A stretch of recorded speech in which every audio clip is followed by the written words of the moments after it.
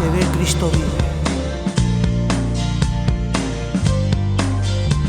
Un canal de bendición. Un canal para toda la familia. Un canal de restauración que te toca el alma y el corazón. En YouTube, canal TV Cristo Vive. Predicación, cultos en directo, enseñanza bíblica, estudio bíblico, alabanza, consejo pastoral.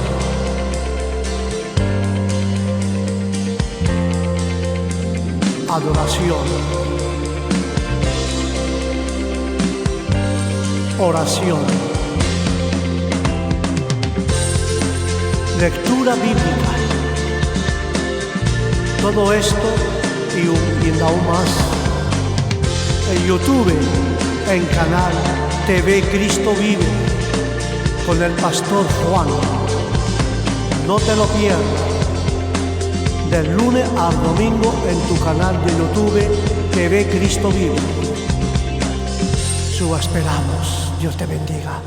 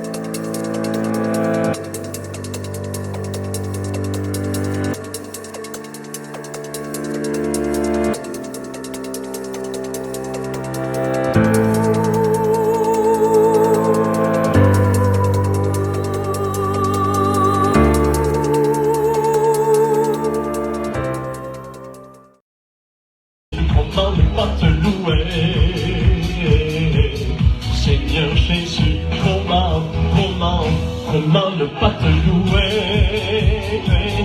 Comment ne pas te louer? Comment ne pas te louer? Seigneur Jésus, comment, quand je regarde autour de moi, je vois ta gloire. Seigneur Jésus, je te bénis, comment ne pas te louer?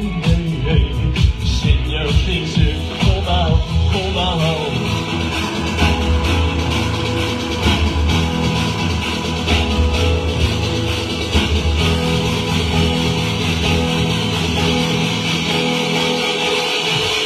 comment ne pas te louer? Comment ne pas te louer? Comment ne pas te louer? Seigneur Jésus, comment ne pas te louer? Comment ne pas te louer? Comment ne pas te louer? Seigneur Jésus, comment, quand je regarde autour de moi, je vois mes frères. Seigneur Jésus, merci pour eux, comment ne pas te louer?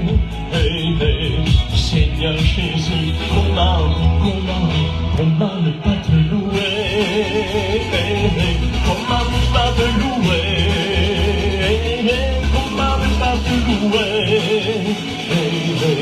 Seigneur Jésus, comment ne pas te louer? Comment ne pas te louer? Comment ne pas te louer? Seigneur Jésus, comment ne pas te louer? Comment ne pas te louer? Comment ne pas te louer? Seigneur Jésus, comment Amen. Merci Seigneur. Comment ne pas te louer? Comment ne pas te remercier? Tu es tout pour nous, Seigneur. Tu nous combles de bénédictions. Et même dans les moments les plus difficiles, le Seigneur est là. Amen. Gloire à Dieu. On a passé une bonne semaine avec mon épouse. Merci Seigneur. Que Dieu soit béni. Je crois que chaque jour, ce sont des beaux jours. Même s'il y a des luttes, des combats, des soucis. Mais on a quelqu'un qui les solutionne. On veut lui faire tout simplement confiance. Amen. Gloire à Dieu. Amen.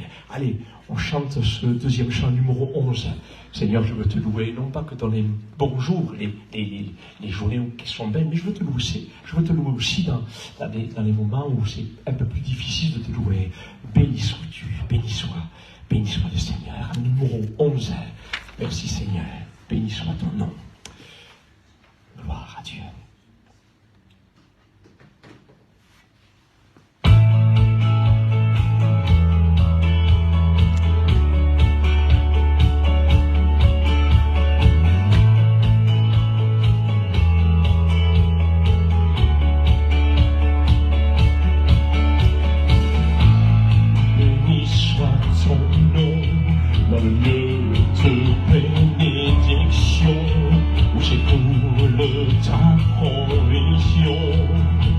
Béni soit ton nom, mais aussi Seigneur je veux te louer. Béni soit ton nom, quand je suis dans le lieu désert, et quand je marche en solitaire, là aussi, béni soit ton nom. Pour tous tes bienfaits envers moi, je te louerai. Et dans les temps difficiles, je redirai.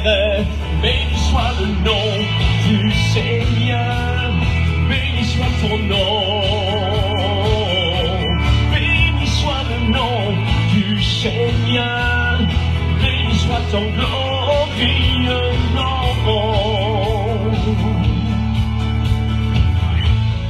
Béni soit ton nom, quand sur moi brille le soleil, quand le monde tourne à merveille. Béni soit ton nom. Béni soit ton nom, quand l'épreuve vient me former, quand je dois tout sacrifier. Béni soit ton nom. Pour tous tes bienfaits envers moi, je dirai. Et dans les temps difficiles, je redirai. Béni soit le nom du Seigneur, béni soit ton nom. Béni soit le nom du Seigneur, béni soit ton glorieux nom. Béni soit le nom du Seigneur, béni soit ton nom. Béni soit le nom du Seigneur, béni soit ton glorieux nom. Seigneur, tu l'as donné, Seigneur, tu l'as repris. Malgré tout, je dirai que ton nom soit béni.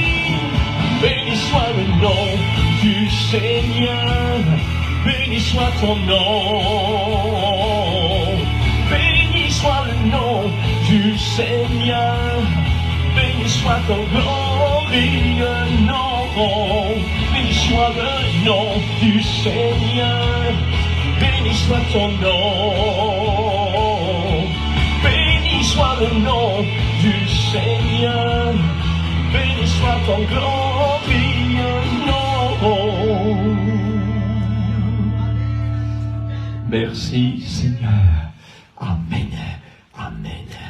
Gloire à Dieu. Avant de terminer avec un chant, est-ce qu'il y aurait quelqu'un qui a un témoignage à rendre de ce qu'il a peut-être reçu dans la semaine de la part du Seigneur?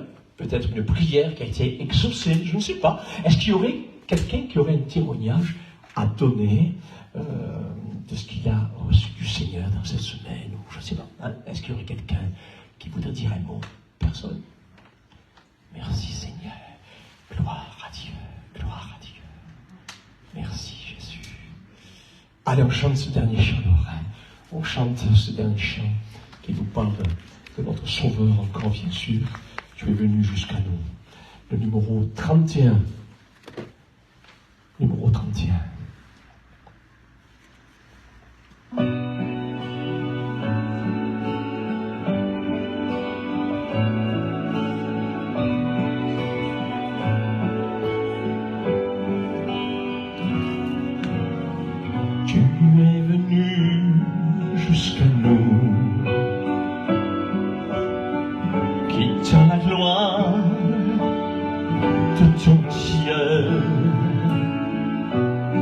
Tu es venu pour servir,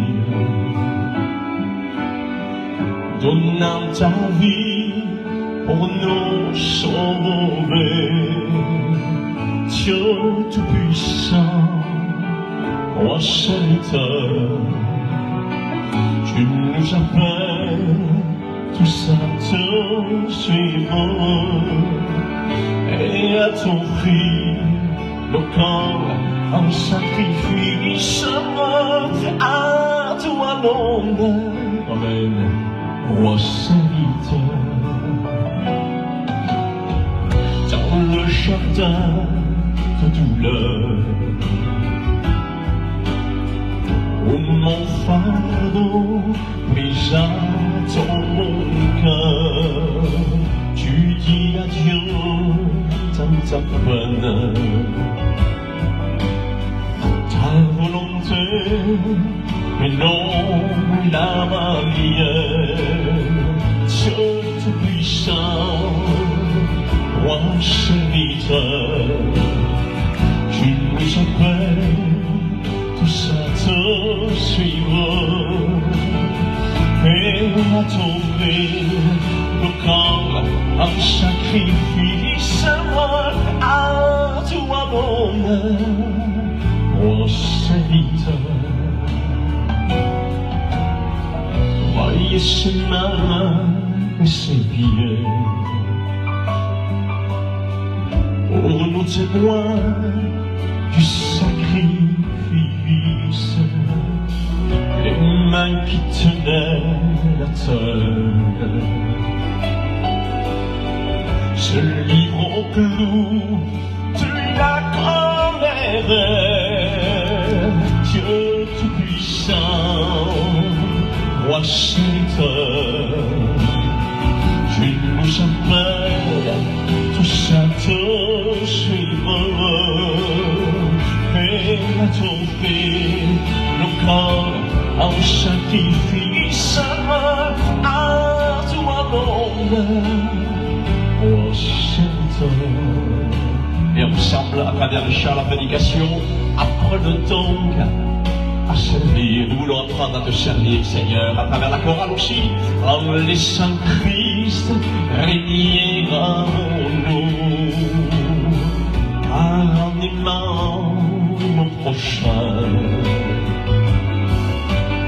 c'est Jésus-Christ que nous servirons.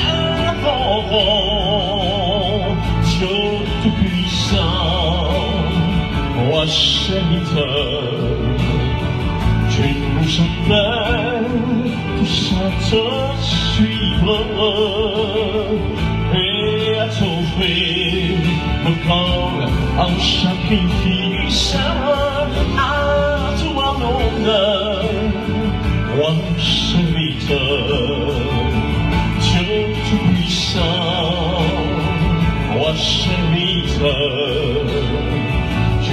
j'appelle, tu chantes, suivre et t'offrir mon corps en sacrifice à toi l'honneur, roi serviteur. Amen. Merci Seigneur. Je vais peut-être demander à Ahmed de prier encore une fois, s'il le veut bien. Présenter ces moments au Seigneur, lui dire qu'il nous bénisse, tout simplement. Merci Jésus. Merci Seigneur pour cette réunion. C'est vrai. Oui, c'est vrai. Amen, Jésus. Amen. Amen. Merci Jésus. Merci Seigneur. Merci Seigneur. Amen. Amen. Merci Seigneur. Merci Seigneur, j'ai passé la nuit avec le Seigneur, la nuit toujours la nuit. Merci Seigneur. Oui, Jésus. Tu es bon Seigneur. Oui. Amen. Oui, tu réponds à nos prières Seigneur. Amen. Oui, oui Seigneur. Amen. Amen. Merci Seigneur. Voilà, c'est prier, c'est dire au Seigneur ce que nous avons dans notre cœur. Amen. Merci Seigneur parce qu'il répond à nos prières.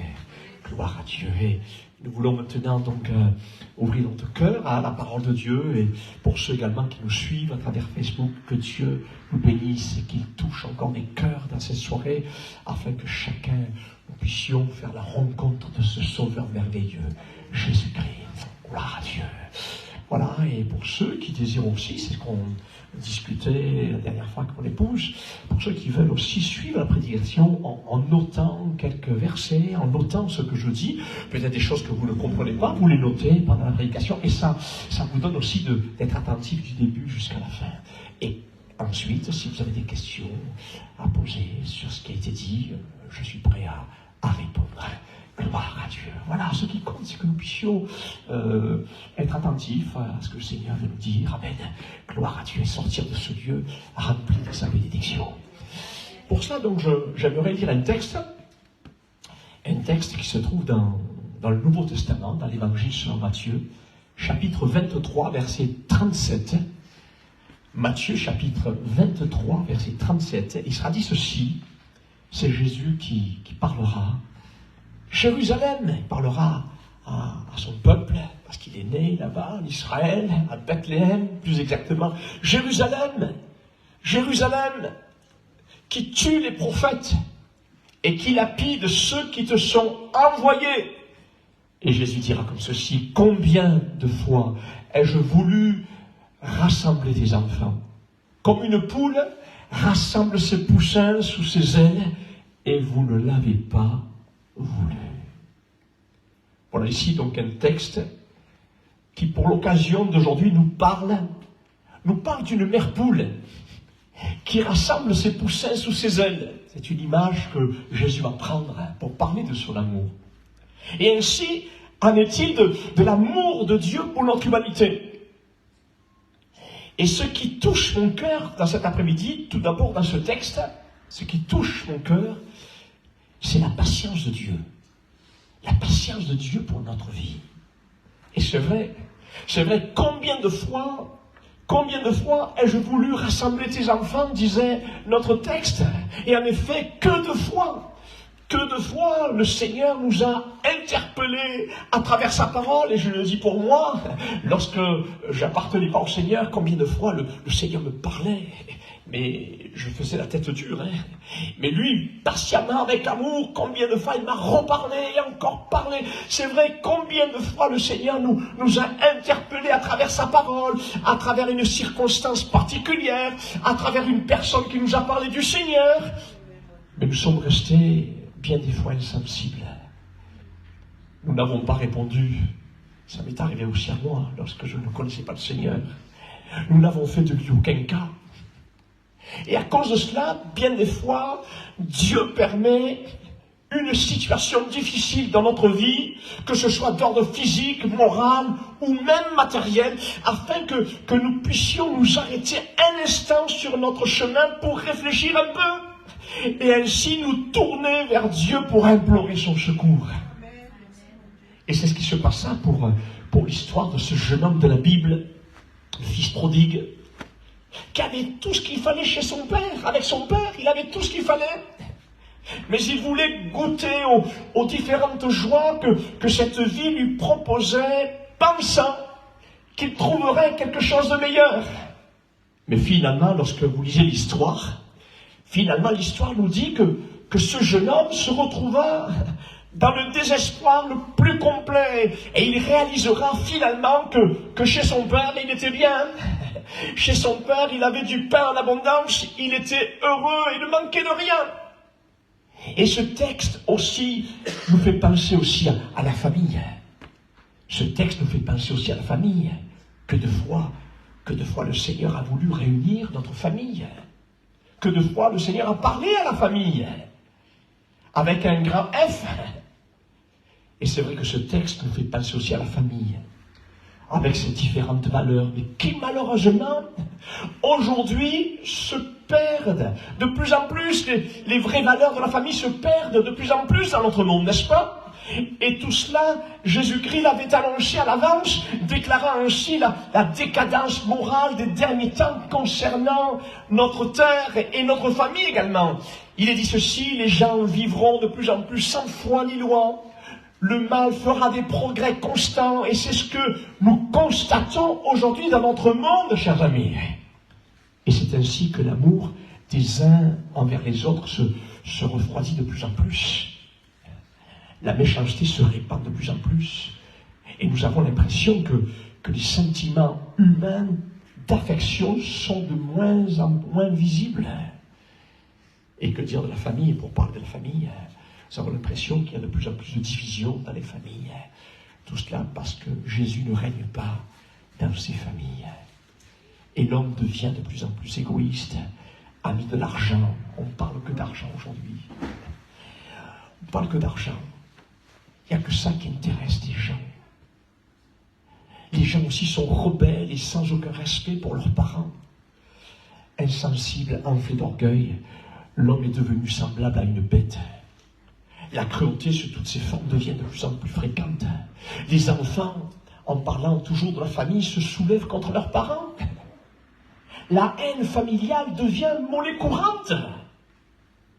Le frère livre son frère à la mort, le père son enfant, et que de saleté entre père et enfant, viol, inceste, etc., etc. C'est horrible ce qui se passe dans notre monde. Et que dire de ces familles également? Ces familles anormalement recomposées. Je veux parler ici de 2 hommes et de 2 femmes qui, à cause de leur pulsion sexuelle contre nature, décident de former une famille. C'est horrible, incluant dans leur union illégale et malsaine des enfants même innocents, subissant eux aussi la folie de ce dérèglement immoral. Alors rassurez-vous, je ne suis pas homophobe, pas du tout. Et je condamne toute maltraitance contre ces gens-là. Mais si nos pays,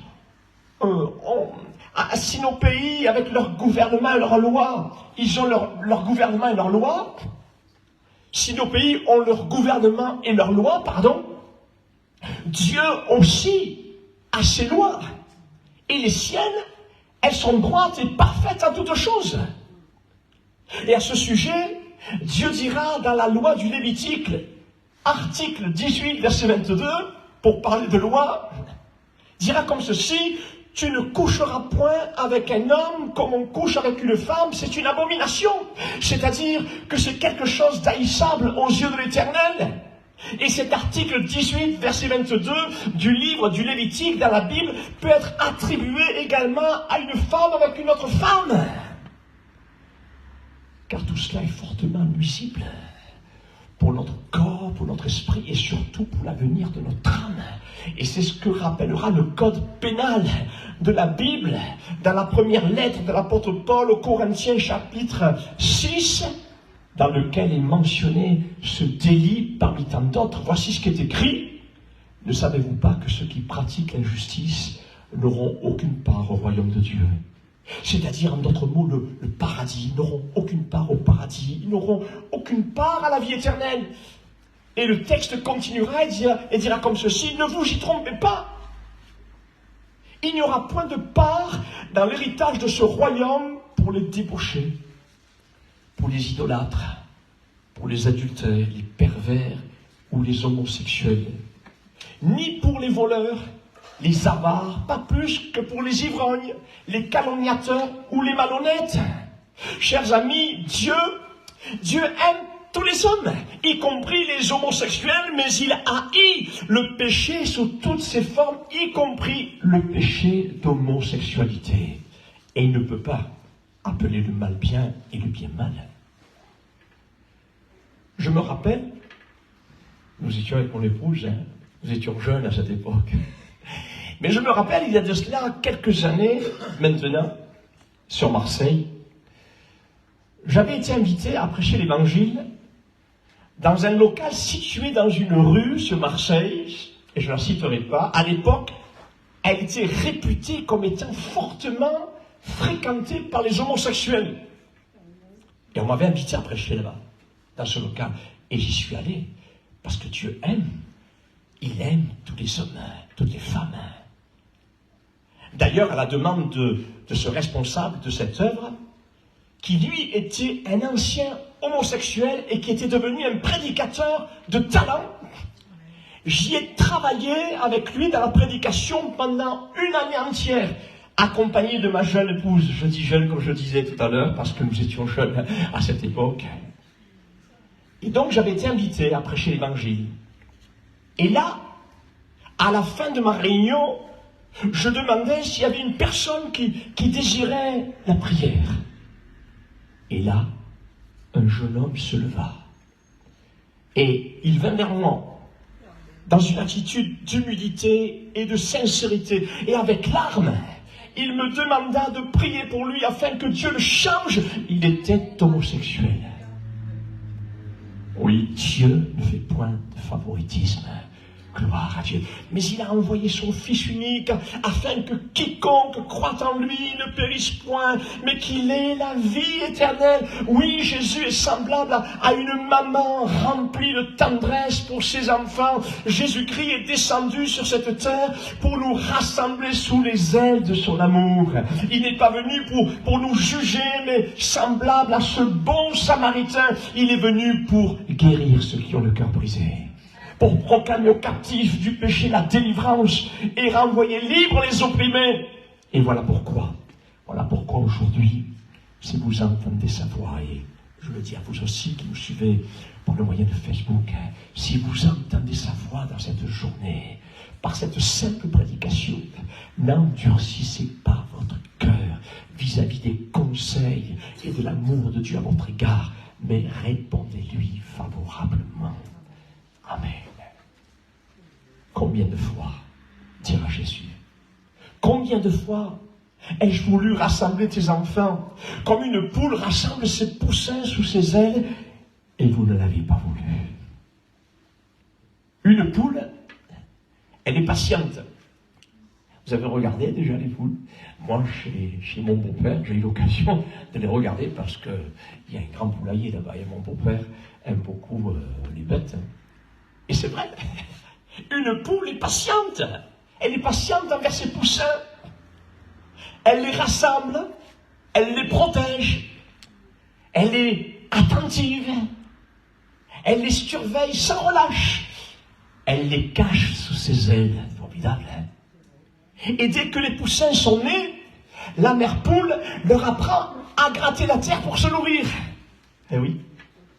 Et ainsi en est-il de la patience de Christ envers les hommes, envers les femmes, jusqu'à même accepter par amour de mourir sur une croix. Amen.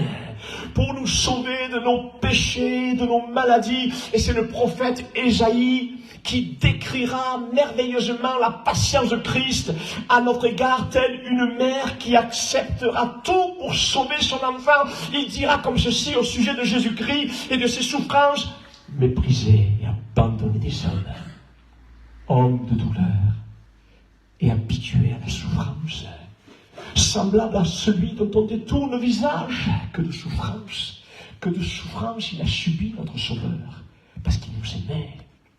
Nous n'avons fait de lui aucun cas. Mais c'est pour nos péchés qu'il a été percé. Merci Jésus. C'est pour nos fautes qu'il a été brisé. Le châtiment qui nous donne la paix est tombé sur lui. Et c'est par ces meurtrissures que nous sommes guéris encore aujourd'hui. Gloire à Dieu. Oui, c'est à la croix que la patience infinie de Dieu s'est manifestée pour chacun d'entre nous. Amen. Gloire à Dieu. Jérusalem. Jérusalem qui tue les prophètes, disait notre texte, et qui lapide ceux qui te sont envoyés. Combien de fois ai-je voulu rassembler tes enfants comme une poule rassemble ses poussins sous ses ailes, et vous ne l'avez pas voulu. J'aimerais clôturer pour cet après-midi en disant que la patience de Dieu est pour nous source de salut éternel. Et oui, gloire à Dieu. Je remercie Dieu pour sa patience parce que aujourd'hui, si je suis là, c'est grâce à sa patience, hein, et je l'ai fait patienter aussi. Et combien de personnes le font patienter, mais la patience de Dieu, elle est source de notre salut. Et heureusement que Dieu est patient.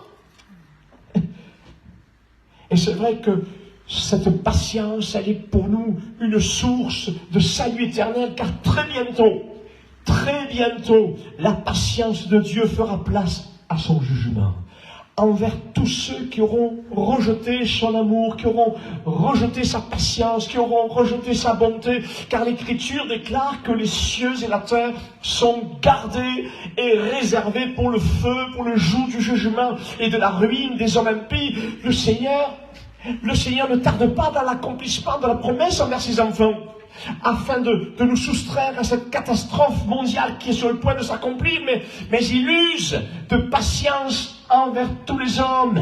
Il use de patience envers toi dans cet après-midi. Il use de patience envers toi dans cet après-midi. Gloire à Dieu, ne voulons pas qu'aucun ne périsse. Ça, c'est une bonne mère, si je puis dire. C'est un bon père, parce qu'il aime ses créatures et il ne désire en perdre aucun. Gloire à Dieu. Il ne veut qu'aucun ne périsse, mais que tous arrivent à la repentance et au salut de leur âme. Car le jour du jugement viendra comme un voleur. En ce jour, les cieux passeront avec fracas. L'Écriture nous dit que les éléments embrasés se dissoudront et la terre, avec les œuvres qu'elle renferme, sera consumée. Ça va être terrible. Quel terrible final pour tous ceux qui auront négligé ce si grand salut en Jésus-Christ qui nous est offert encore cet après-midi. Eh oui, qu'allez-vous décider? C'est une question. Qu'allez-vous décider dans cet après-midi? Allez-vous refuser la protection et le salut de Dieu en Jésus-Christ?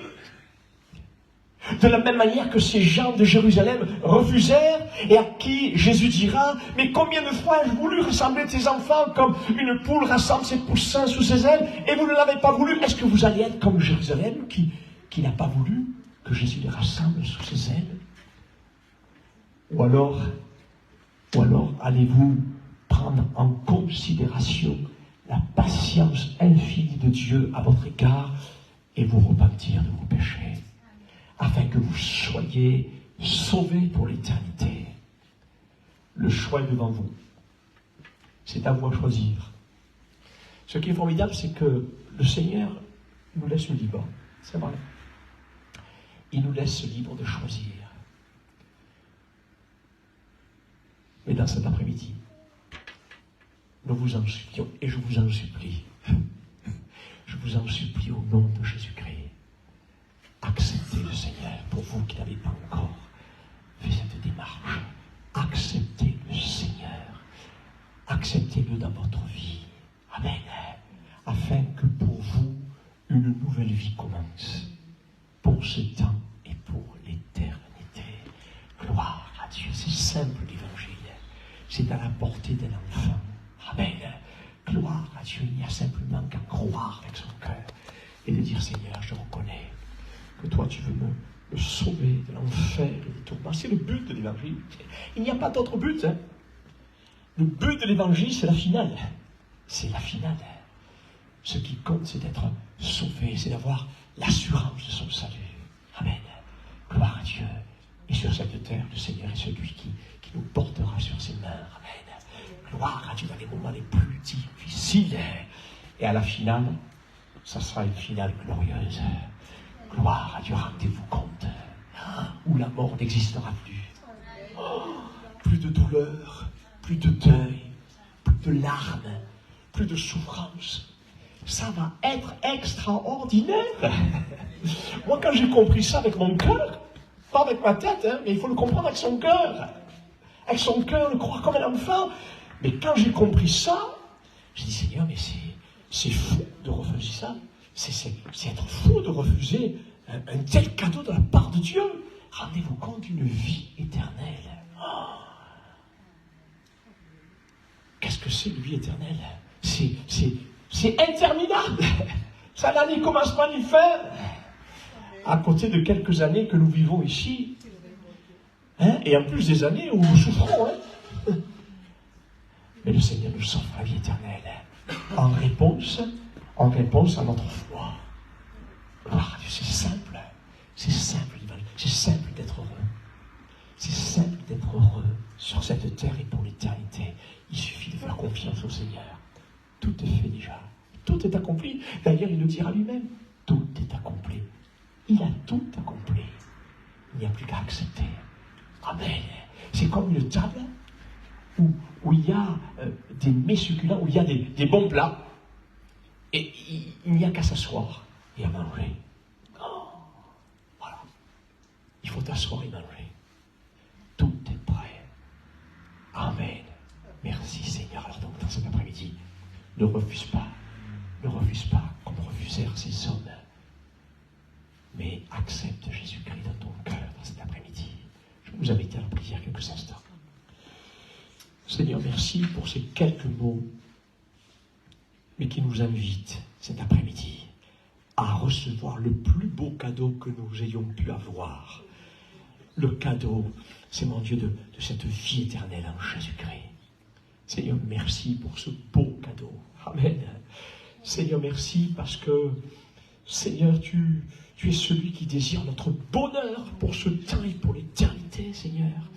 Et je te prie pour tous ceux qui écoutent cet après-midi, Seigneur, afin qu'ils puissent, mon Dieu, être éclairés dans leur cœur, afin qu'ils acceptent ce cadeau de Jésus-Christ. Et mon Dieu, merci, Seigneur, qu'ils puissent accepter cet après-midi, cette invitation que tu dresses, que tu donnes à chacun dans le nom de Jésus. Seigneur, sauve dans cet après-midi. Sauve dans cet après-midi, Seigneur. Merci, Seigneur. Merci, Jésus. Gloire à ton Saint-Nom. Gloire à ton Saint-Nom. Amen. Amen. Je veux simplement donner l'occasion à ceux qui ne l'ont pas encore fait de pouvoir le faire. C'est de prier avec cœur. Amen. Gloire à Dieu. De prier de tout votre cœur. À vous aussi qui nous suivez par le moyen de Facebook dans cet après-midi. C'est le jour du salut. Dans cet après-midi, vous pouvez recevoir le plus beau cadeau. La vie éternelle en Jésus-Christ. Je veux simplement vous aider à prier. Gloire à Dieu. Je veux simplement vous aider à prier et répéter après moi cette prière simple, mais de tout votre cœur. Seigneur Jésus, je viens à toi, tel que je suis, Seigneur. Je reconnais que tu es le Sauveur. Je reconnais que tu veux le bien de ma vie pour ce temps et pour l'éternité. Seigneur, sauve-moi, sauve mon âme, pardonne mes péchés, purifie-moi, Seigneur. Tu m'as dit cet après-midi que tu ne me jugeais pas, que tu ne me condamnais pas, mais que tu désirais me sauver. Seigneur Jésus, merci pour ce cadeau que tu me donnes. Amen. Seigneur, merci pour tous ceux qui t'invoquent d'une manière ou d'une autre cet après-midi. Seigneur, à voix basse, à voix haute, tu connais les cœurs, tu entends, Seigneur. Je te prie pour tous ceux qui ont adressé cette prière. Ah, mon Dieu, étends tes mains maintenant sur chacun d'eux. Change-les, Seigneur. Sauve-les, Seigneur. Fais d'eux une nouvelle créature Au nom de Jésus. Au nom de Jésus. Au nom de Jésus. Amen. Amen. Gloire à Dieu. Gloire à Dieu. Merci Seigneur.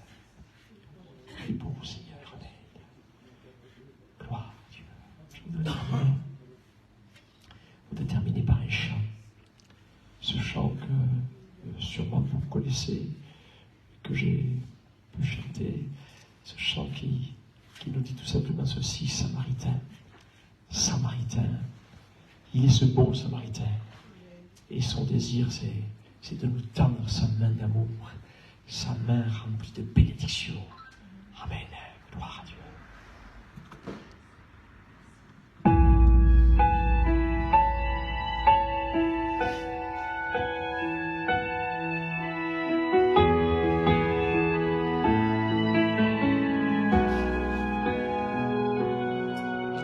Lorsque je suis venu vers toi, Samaritain, j'étais couvert de honte, tu m'as tendu la main. Merci Sauveur. Tu m'as accueilli avec dignité. J'avais le ventre vide et tu m'as tourné. Tu paies pour me nourrir, tu m'as rassasié, tu m'as donné de quoi me tes intérêts. Pour ceux qui le connaissent, vous pouvez le chanter avec moi. Samaritain, Samaritain, tu tends les mains à ceux qui sont dans le besoin. Tu les entends, tu les comprends. Samaritain, Samaritain, Samaritain, tu tends les mains à ceux qui sont dans le besoin. Tu les entends, tu les comprends. Samaritain. Rebelle fatigué, j'étais en prison. Découragé, déçu, et tu m'as visité. Tu m'as parlé de foi, d'amour et de vérité. J'ai changé de conduite, mon âme est transformée. Elle va de liberté à souffler sur ma vie. J'ai rencontré le bon Samaritain. Samaritain, Samaritain, tu tends les mains à ceux qui sont dans le besoin. Tu les comprends, tu les entends. Samaritain, Samaritain, Samaritain, tu tends les mains à ceux qui sont dans le besoin. Tu les entends, tu les comprends. Samaritain, Samaritain, Samaritain, Samaritain, tu tends les mains à ceux qui sont dans le besoin.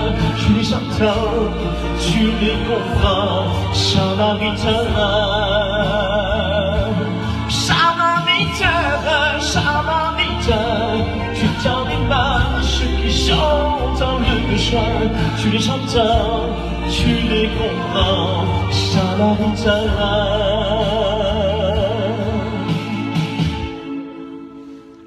Samaritain, Samaritain, tu tends les mains à ceux qui sont dans le besoin. Amen. Merci Seigneur. Gloire à Dieu. Voilà, notre après-midi se termine. Je ne sais pas s'il y avait des questions. Oui, après quoi nous prendrons la Sainte Seine ensemble. Après quelques questions peut-être. Est-ce qu'il y aurait une question sur ce qui a été dit cet après-midi? Quelque chose que vous n'avez pas compris? Voilà. On est là pour partager aussi ensemble. Voilà. Donc c'est bien aussi. Merci Seigneur. Si vous avez... Oui? Comment? Alors, c'est quoi ta question? Est-ce qu'une Alors, est-ce que tu peux venir au micro voilà. Moi, je voulais savoir. Moi, je voulais savoir, le jour où on va partir, comment on va partir? Genre, notre âme, comment elle va monter? C'est déjà ce qui vient. D'accord. Alors, la Bible dit que c'est le Seigneur lui-même qui va venir du ciel. Il ne va pas poser ses pieds sur la terre, mais il va s'arrêter sur les nuées. Et nous, les vivants, qui seront restés, par exemple ce soir, le Seigneur vient, nous, on va être transformés. Le Seigneur va changer, il va nous donner un corps glorieux. C'est-à-dire, c'est Jésus qui va venir nous chercher. Ce n'est pas les anges, c'est Jésus lui-même qui va venir nous chercher. Voilà. Est-ce que j'ai répondu à ta question? Ouais, c'est ça que je veux savoir.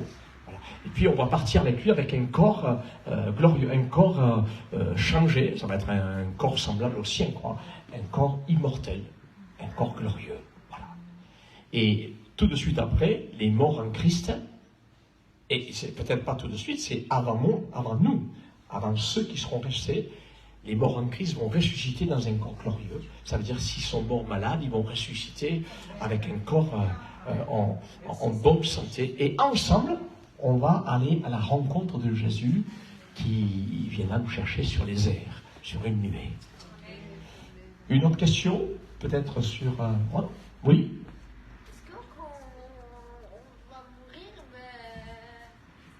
Est-ce que quand on va mourir, on va s'envoler avec les ailes? Comme les anges. Alors, il a expliqué là quand on... d'accord. C'est un enfant qui pose la question, lorsqu'on meurt, est-ce qu'on s'en va avec des ailes au paradis? C'est ça? Alors, bon, ça je ne peux pas te dire, mais enfin, je sais que c'est notre âme qui s'en va avec le Seigneur. Alors, je ne sais pas si c'est avec des ailes ou sans ailes, mais t'inquiète pas, le Seigneur est celui qui nous prend avec lui. C'est lui qui vient nous chercher. Voilà. Une autre question? Quand on parle de la mort, tout ça, Oui. en fait, j'aimerais savoir, par exemple, les personnes qui sont mortes récemment, est-ce que donc les anges viennent les chercher, c'est ça?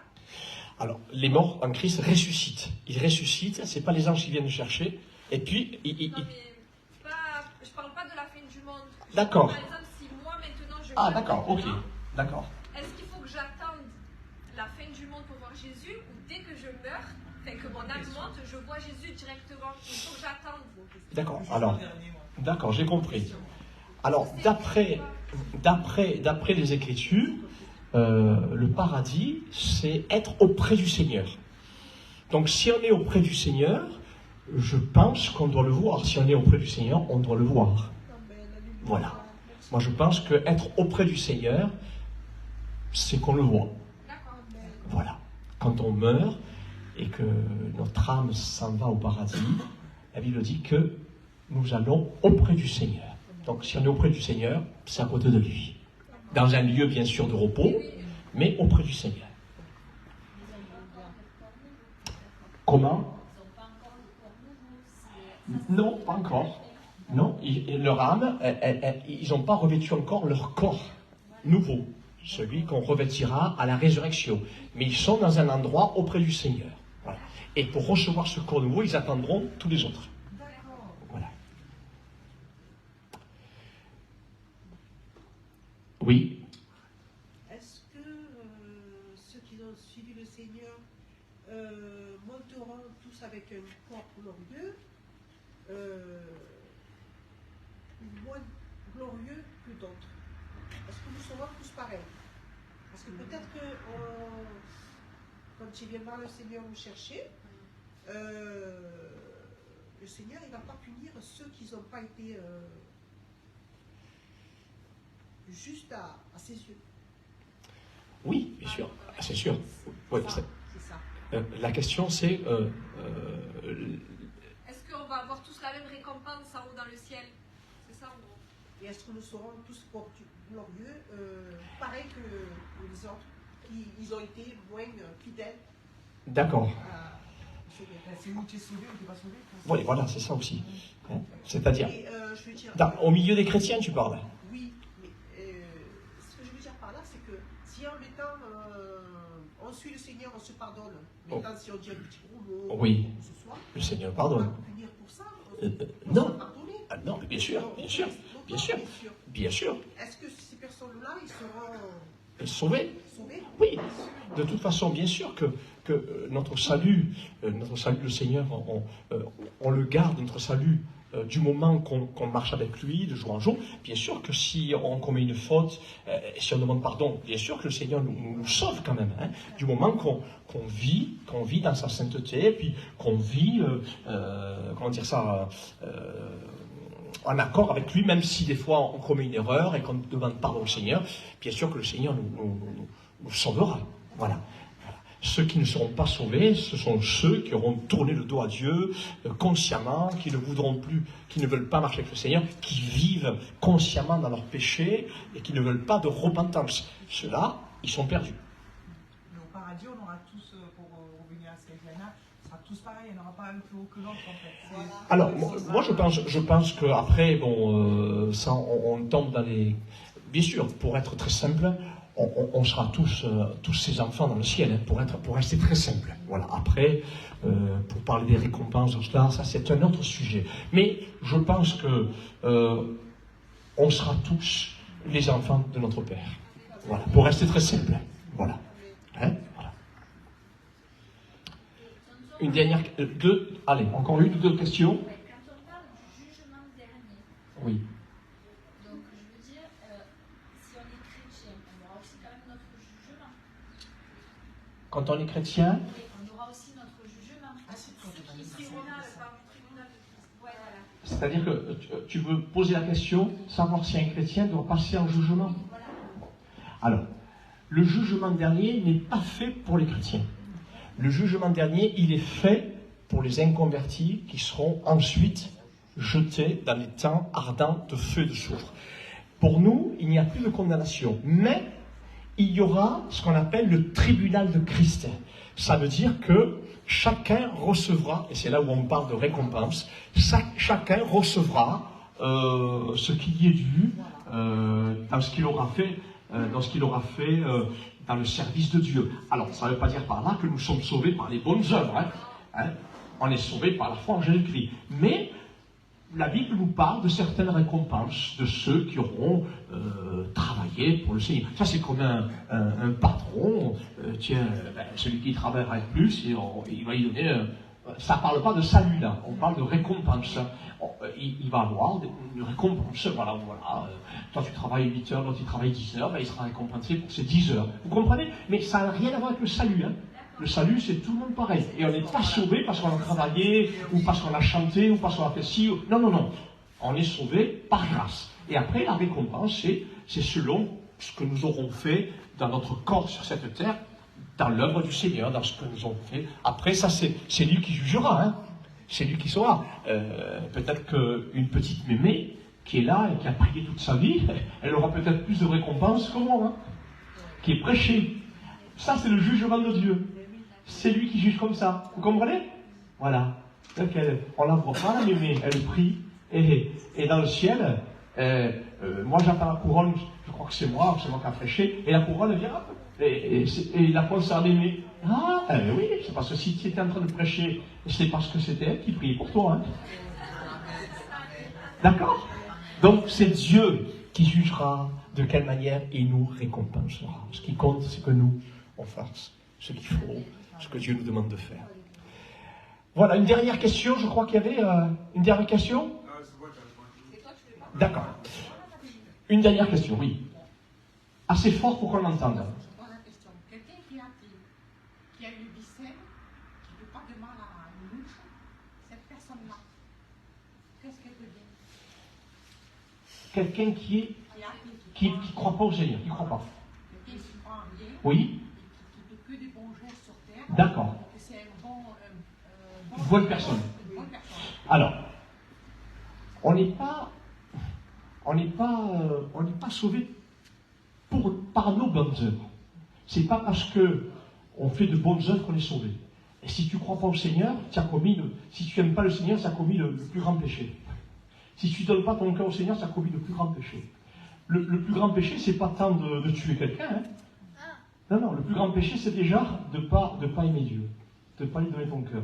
Donc, cette personne, même si elle fait de bonnes œuvres, et qu'elle n'a pas reçu Jésus dans son cœur, elle sera perdue pour l'éternité.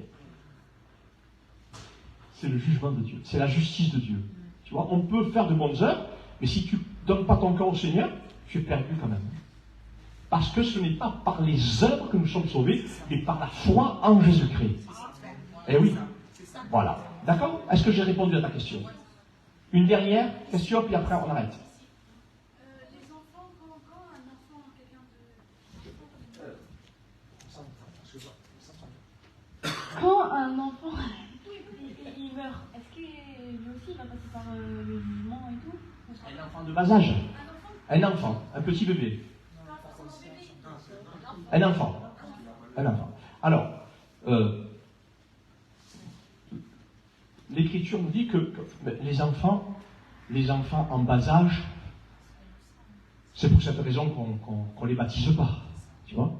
Donc, un enfant qui meurt en bas âge, il est directement sauvé et il ne passera pas en jugement. Un enfant qui n'a pas encore la notion du péché, qui ne pratique pas le péché, parce que ce qui nous rend coupables, c'est quand on pratique le péché. Mais un enfant qui ne pratique pas le péché, il est sauvé, il n'ira pas en jugement. Est-ce que j'ai répondu à la question? D'accord. Voilà, merci Seigneur, c'est bien, hein? C'est bien que vous puissiez poser des questions, et entre autres, quand pendant la prédication aussi, hein, vous prenez, moi c'est ce que je faisais quand j'étais jeune, hein, je prenais un bout de papier, j'écoutais le pasteur, et hop, et j'écrivais, tiens, je vais poser cette question quand je n'ai pas compris ça. Et je trouve que c'est bien aussi, hein, voilà. Ok, mais moi je suis d'accord de pouvoir répondre, autant que cela me soit possible. Maintenant, si je n'ai pas la réponse de suite, je note votre question, je le place devant le Seigneur, et puis j'attends qu'il me donne sa réponse, après je vous la donnerai. D'accord? Voilà. On va terminer par une prière. Eh oui, c'est vrai. Voilà. Et puis on va prier quelques instants. C'est pour ça que la Sainte Seine, j'aime bien le faire pendant les chants, puis après la louange, c'est bien. Mais on va partager la Sainte Seine ensemble. Hein? Voilà. On prie quelques instants, on va demander peut-être à Delphine. Est-ce qu'il y a Delphine par ici? Qu'elle puisse louer le Seigneur, et puis on va partager le pain.